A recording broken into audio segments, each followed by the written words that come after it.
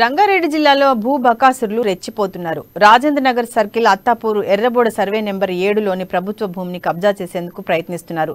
2 కోట్లు విలువ చేసే ప్రభుత్వ భూమిని చదును చేస్తున్నారు. రాత్రికి రాత్రి పెద్ద జేసీబీలతో బండరాళ్లను తొలగించే ప్రక్రియ మొదలుపెట్టారు. కబ్జాదారుల పనులను అధికారులు నిలిపివేసినా కూడా తిరిగి యథేచ్ఛగా పనులు కొనసాగిస్తున్నారు. భూ కబ్జాదారులపై ఉన్నతాధికారులు కఠిన చర్యలు తీసుకోవాలని స్థానికులు డిమాండ్ చేశారు.